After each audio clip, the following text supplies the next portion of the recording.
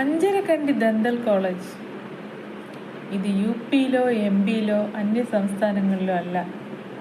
വിദ്യാസമ്പന്നമെന്നറിയപ്പെടുന്ന, ദൈവത്തിൻ്റെ നാടെന്നറിയപ്പെടുന്ന നമ്മുടെ കൊച്ചു കേരളം. ഇതിനുള്ളിൽ നടക്കുന്ന കാര്യമാണ് ഞാൻ പറയുന്നത്.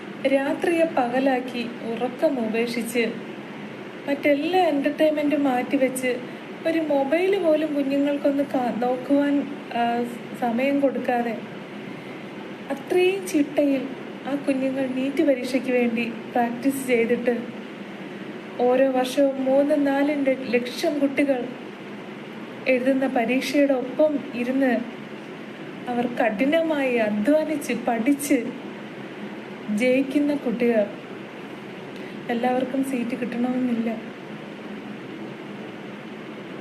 വളരെ പ്രതീക്ഷയോടെ ഒരു ഡോക്ടർ ആകണമെന്ന വളരെ മോഹവുമായിട്ട് അവരെ കടന്നു ചെല്ലുമ്പോൾ അവിടെ അവരെ എതിരേൽക്കുന്നത് ആ കുഞ്ഞുങ്ങളുടെ മനസ്സിൻ്റെ ആ സ്വപ്നത്തെ തച്ചുടയ്ക്കുന്നത് ഇങ്ങനെയുള്ള രാക്ഷസന്മാരാണ്.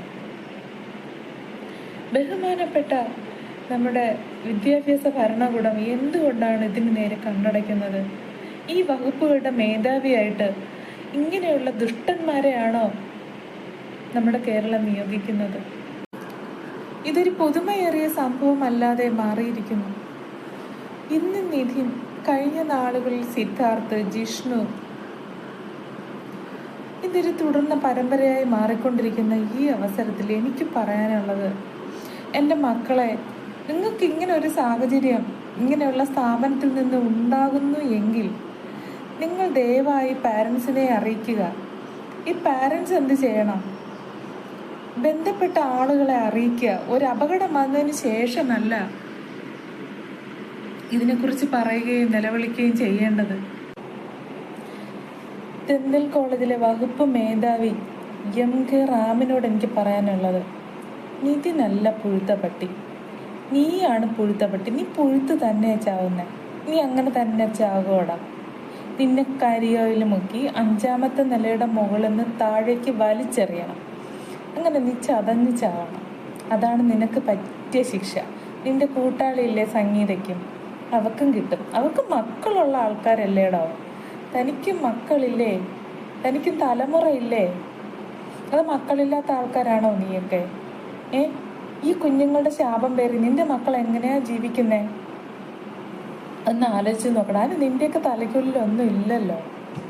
ഭ്രാന്തല്ലേ, ഭ്രാന്ത്. ബഹുമാനപ്പെട്ട ഗവൺമെന്റിനോട് ഞങ്ങൾ രക്ഷകർത്താക്കൾക്കൊരു അപേക്ഷയുണ്ട്. കഷ്ടപ്പെട്ടും കടം വാങ്ങിച്ചും കൂലിപ്പണിയെടുത്തും ഒരു 100 സ്വപ്നങ്ങളോടെയാണ് ഞങ്ങളുടെ കുഞ്ഞുങ്ങളെ പഠിക്കാൻ അയക്കുന്നത്.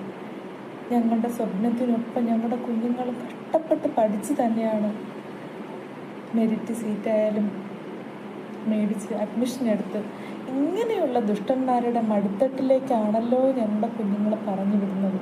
ദയവേത് ഇത്തരം സ്ഥാപനങ്ങളുടെ മേധാവികളായിരിക്കുന്നവരെ മാസത്തിൽ, അതായത് 6 മാസത്തിൽ ഒരിക്കലെങ്കിലും ഒരു നല്ല ട്രെയിനിങ്ങിന് അവരെ അറ്റൻഡ് ചെയ്യിപ്പിക്കുക. കുഞ്ഞുങ്ങളോട് എങ്ങനെ പെരുമാറണം, അവരുടെ വിദ്യാഭ്യാസത്തിന് എങ്ങനെ താങ്ങായി തണലായി കൂടെ നിൽക്കണം, ഇതൊക്കെ ഒന്ന് പറഞ്ഞ് മനസ്സിലാക്കുക. അല്ലെങ്കിൽ ഇങ്ങനെയുള്ള നരാധന്മാരെ കളഞ്ഞിട്ട് എത്രയോ നല്ല ആൾക്കാർ, വിദ്യാസമ്പന്നരായ ആൾക്കാർ ജോലിയില്ലാതെ പുറത്ത് നിൽപ്പുണ്ട്. അവരിൽ ആരെങ്കിലും ഒന്ന് ഇങ്ങനെയുള്ള സ്ഥാപനങ്ങളുടെ തലപ്പത്തിരുത്തുക. ഇങ്ങനെയുള്ള ദുഷ്ടന്മാരെ വല്ല മൃഗാശുപത്രിയിലോ വല്ല മാനസികാരോഗ്യ കേന്ദ്രത്തിലോ അങ്ങനെ ഏതെങ്കിലും ഒരു തലപ്പത്തിരുത്തുക. അപ്പോൾ ഭ്രാന്തന്മാരുമായിട്ട് ഈ ഭ്രാന്തന്മാരങ്ങ് ഈക്വൽ ആയിക്കോളും. ദയവേത് ഞങ്ങളുടെ ഗവൺമെൻറ് ഞങ്ങളുടെ കുഞ്ഞുങ്ങളെ ഇങ്ങനെ ദ്രോഹിക്കരുത്. ഇതിന് തക്കതായ ഒരു ആക്ഷൻ എടുക്കുക.